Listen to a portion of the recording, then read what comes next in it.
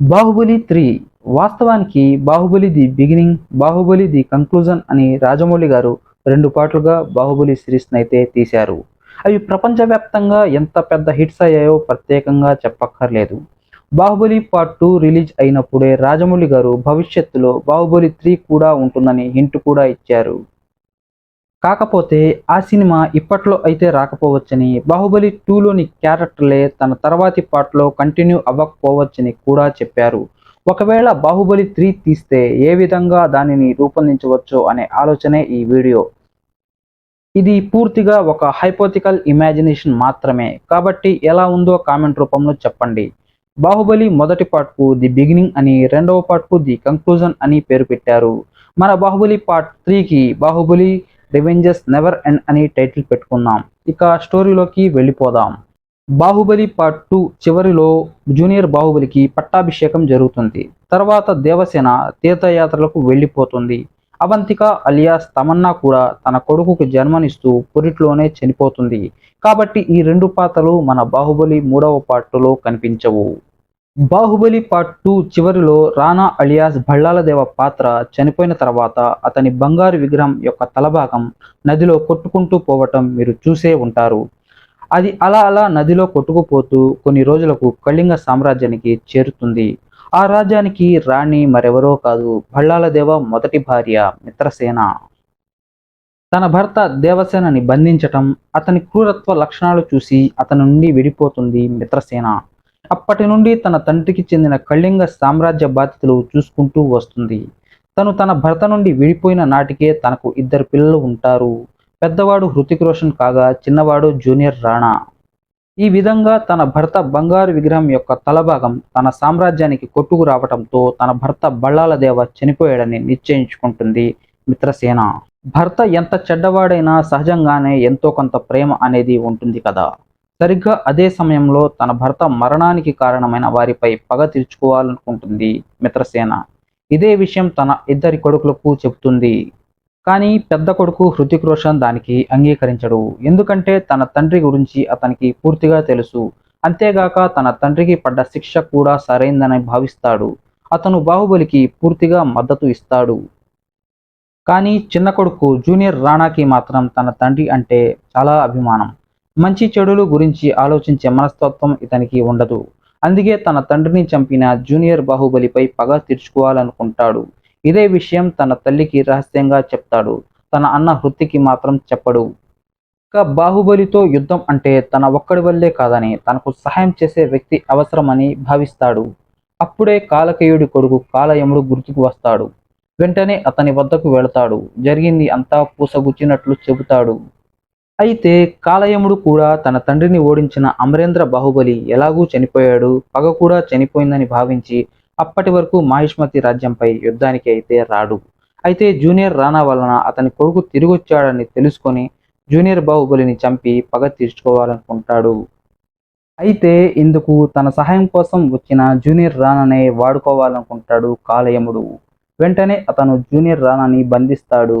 తన సైన్యంలో ఎప్పుడూ ముఖ్య భూమిక పోషిస్తూ తనకు ఎప్పుడూ రక్షణగా ఉండే రాక్షస సైనికులలో ఒకరిని అతనికి కాపలాగా ఉంచుతాడు. ఆ రాక్షస సైనికులు ఒక్కొక్కరు సుమారు 30 అడుగుల ఎత్తు ఉండి నరరూప రాక్షసుల మాదిరిగానే ఉంటారు. ఇలాంటి వారు అతని సైన్యంలో 20 మంది దాకా ఉంటారు. అంతేగాక తోడేలు జాతికి చెందిన అనేక వేల సైన్యం అతనికి తోడుంటుంది. వీళ్ళంతా ఎప్పుడూ కాలయముడు పట్ల విశ్వాసాన్ని ప్రదర్శిస్తూ ఉంటారు. జూనియర్ రానాని బంధించిన తర్వాత ఈ విషయాన్ని అతని అన్న అయిన హృతిక్ రోషన్‌కి చేరవేస్తాడు కాలయముడు. నీ తమ్ముడిని వదిలిపెట్టాలంటే బాహుబలిని చంపేయ్, లేదా అతన్ని నా వద్దకు తీసుకునిరా అంటూ షరతు విధిస్తాడు. ఈ విషయం తెలుసుకున్న హృతిక్ రోషన్ వెంటనే బాహుబలి దగ్గరికి వెళ్తాడు. జరిగింది అంతా చెప్తాడు. కానీ కాలయముడు చెప్పింది మాత్రం తాను చేయనని, తాను ఎప్పుడూ బాహుబలికి తోడుంటానని చెబుతాడు. ఇదంతా గమనిస్తున్న కట్టప్ప తనకు కాలయముడు దగ్గరికి రాయబారిగా పంపమని, ఎటువంటి గొడవలు, యుద్ధాలు లేకుండా జరిగిన విషయం తనకి వివరిస్తానని, జూనియర్ రానాని కాలయముడు నుండి విడిపించి తీసుకొస్తానని చెబుతాడు. ఇందుకు బాహుబలి అంగీకరించడు. అయినా బాహుబలి మాట వినకుండా కాలయముడు దగ్గరికి వెళతాడు కట్టప్ప. అసలు కాలకేయుడు ఎలా చనిపోయింది, ఎందుకు చనిపోయింది అనే కారణాలు కాలయముడికి వివరిస్తాడు కట్టప్ప.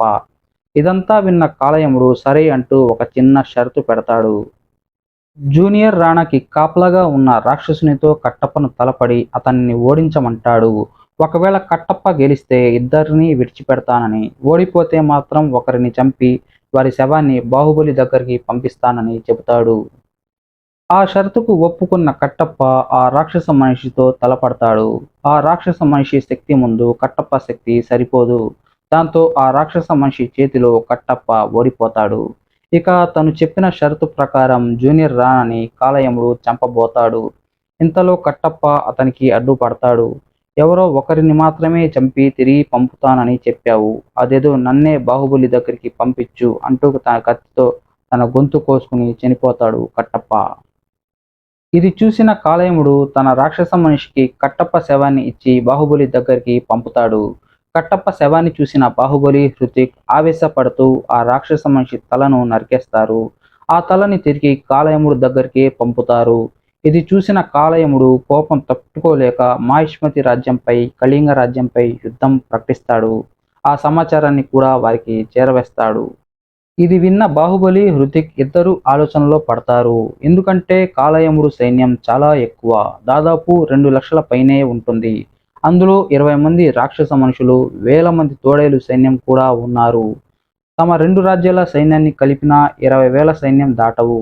పైగా తమకు సహాయంగా ఉంటారనుకున్న కట్టప్ప, జూనియర్ రాణాలు కూడా ఇప్పుడు అందుబాటులో లేరు అని ఆలోచిస్తుండగా కట్టప్ప అనుచరులలో నుండి ఒకరు బయటికి వస్తారు. అతనే కార్తీ. తన గురువు కట్టప్పని ఓడించిన ఆ రాక్షస మనిషిని చంపి తన గురువుకు అంకితమిస్తానని, కాబట్టి కట్టప్ప స్థానంలో తనను తీసుకోవాల్సిందిగా కోరతాడు. ఇంతలో ఈ సమాచారం తెలుసుకున్న అస్లాం ఖాన్ అలియాస్ సుదీప్ తన 30,000 సైన్యాన్ని తోడుగా తీసుకొచ్చి బాహుబలిని కలుస్తాడు. కాలయముడు యుద్ధంలో గెలిస్తే తర్వాత తమలాంటి రాజ్యాలు కూడా నాశనమవుతాయని, కాబట్టి తన సైన్యం సహకారంతో ఆ కాలయముడిని ఓడించాలని బాహుబలి, హృతిక్ రోషన్లను కోరతాడు అస్లాం ఖాన్. ఇందుకు బాహుబలి, హృతిక్ రోషన్ ఇద్దరూ సంతోషిస్తారు.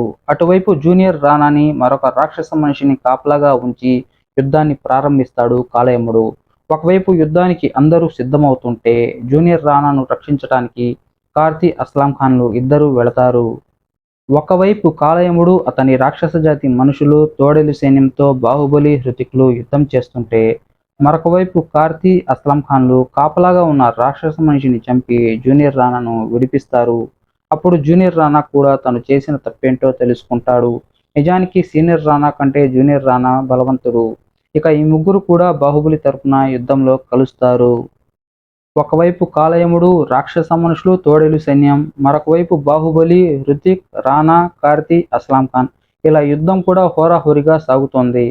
కాలయముడు సైన్యాన్ని పూర్తిగా ఓడిస్తుంది బాహుబలి బృందం. కాలయముడు కూడా బాహుబలి ముందు ఓడిపోయి లొంగిపోతాడు. అయితే తన నాయనమ్మ శివగామి దేవి తన తండ్రి సీనియర్ బాహుబలికి చెప్పిన మాటలు జూనియర్ బాహుబలికి గుర్తుకు వస్తాయి. కట్టప్ప జ్ఞాపకాలు కూడా కళ్ళ ముందు మెదులుతాయి. ఆ కాలయముణ్ణి చంపే అవకాశం ఉన్నా అతని కాళ్ళు చేతులు విరిచేసి భూమిలో కప్పేసి అతనిపై ఎరగా కొన్ని వందల తేళ్లను వదిలి అక్కడి నుంచి బాహుబలి సైన్యం వెళ్ళిపోతుంది. ఇక మహిష్మతి రాజ్యం, కళింగ రాజ్యం రెండూ కలిసి బాహుబలి రాజ్యంగా మారిపోతాయి. ఇలా యుద్ధంలో గెలవటానికి కారణమైన అస్లాం ఖాన్ను బాహుబలి అభినందిస్తాడు. ఈ సందర్భంగా తనకు కూడా ఏదైనా సహాయం కావాలంటే తప్పకుండా చేస్తానని మాటిస్తాడు. అయితే అందుకు అస్లాం ఖాన్ సహాయానికి బదులుగా తన సవతి సోదరిని వివాహం చేసుకోవాల్సిందిగా కోరతాడు. అందుకు సరేనంటాడు బాహుబలి. అస్లాం ఖాన్ సవతి సోదరి రూపసేనను పెళ్లి చేసుకుంటాడు బాహుబలి. తర్వాత తన రాజ్య పర్యటన కోసం తన భార్యతో ఒంటరిగా బయలుదేరతాడు. ఇలా కొన్ని రోజుల తర్వాత ఒక అడవిలో బాహుబలి లేనప్పుడు అతని భార్య రూపసేనను అపహరిస్తాడు గబ్బిలరాజు. ఈ గబ్బిలరాజు అస్లాం ఖాన్ యొక్క ముఖ్యమైన శత్రువు. ఇది గమనించిన బాహుబలి తన భార్యను రక్షించుకోవటానికి ప్రయత్నిస్తాడు. కానీ ఆ గబ్బిలరాజుని చేరుకోలేకపోతాడు. ఏం చేయాలా అని ఆలోచిస్తున్న బాహుబలికి ఇంతలో ఒక స్వామీజీ కనబడతారు. జరిగింది అంతా తనకు తెలుసని, ఈ గబ్బిలరాజుతో యుద్ధంలో కూడా నువ్వే గెలుస్తావని, అయితే ఈ గబ్బిలరాజు శాపగ్రస్తుడని, అతనిని ఎలా పడితే అలా చంపకూడదని, ఒకవేళ అలా చంపితే అతని శాపానికి బలై నువ్వు భవిష్య కాలానికి వెళ్ళిపోతావని, తిరిగి ఈ కాలంలో రావని, అక్కడే చాలా ఇబ్బందులు ఎదుర్కొంటావని, కాబట్టి గబ్బిలరాజుని ఎలా చంపాలో బాహుబలి చెవిలో చెబుతాడు స్వామీజీ. ఇక తన భార్య రూపసేనను రక్షించుకోవటానికి బయలుదేరతాడు బాహుబలి.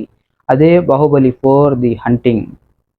ఇది ఫ్రెండ్స్ బాహుబలి 3 స్టోరీ. ఎలా ఉందో కామెంట్లో తెలియజేయండి. మీకు నచ్చినట్లయితే షేర్ చేసి లైక్ చేయండి. సబ్స్క్రైబ్ చేయటం మర్చిపోవద్దు. Thank you.